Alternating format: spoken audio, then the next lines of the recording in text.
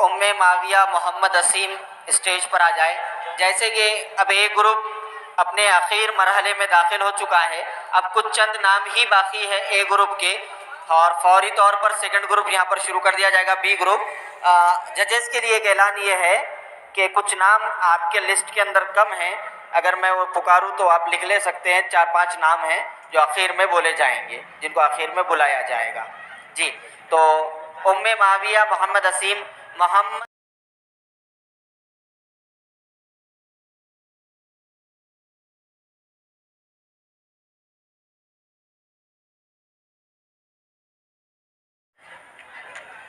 ام معاویہ محمد اسیم۔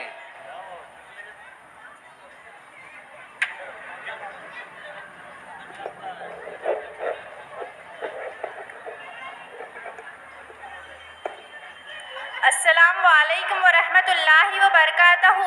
جب محترم صدر جلسہ، جج صاحبان، مہمان خصوصی اور حاضرین، میرا نام ام معاویہ محمد اسیم ہے۔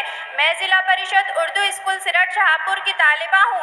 اس مقابلے میں مجھے اظہار خیال کے لیے جو عنوان دیا گیا ہے وہ ہے معاشرتی بگاڑ کا ذمہ دار کون؟ دراصل اس کا صحیح جواب ہمیں قرآن دیتا ہے۔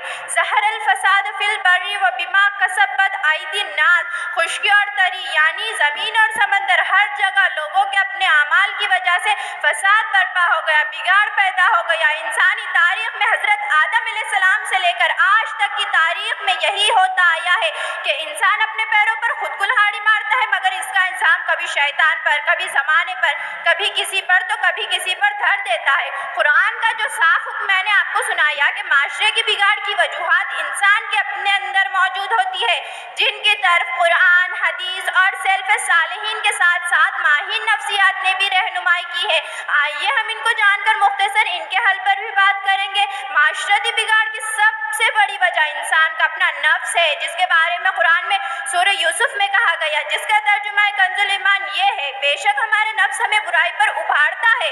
انسان اپنی نفسیانی خواہش کو پورا کرنے کے لیے، اپنے نفس کو مطمئن کرنے کے لیے، وقتی مزہ حاصل کرنے کے لیے، اپنے تھوڑے سے فائدے کے لیے برا کرتا ہے یا معاشرے میں بگاڑ کے کام کرتا ہے۔ قرآن نے انسان کے نفس کی 3 قسمیں بتائی ہے۔ ایک نفس امارہ جو گناہوں پر اکساتا ہے، لذت حاصل کرنے کی طرف اشارہ کرتا ہے، لوگوں کو دھوکہ دے کر اپنے فائدے کے راستے بتاتا ہے۔ دوسرا نفس لوامہ ہے جو برائی پر ٹوکتا ہے کہ غلط ہے، تجھے ایسا نہیں کرنا چاہیے، تیرے بھی گھر میں ماں بہن ہے، تیرے ساتھ بھی دھوکہ ہو سکتا ہے، تجھے آخرت میں اس کا جواب دینا ہے۔ تیسرا نفس نفس مطمئنہ ہے جو اللہ کے احکام پر مطمئن ہو کر عمل کرتا ہے۔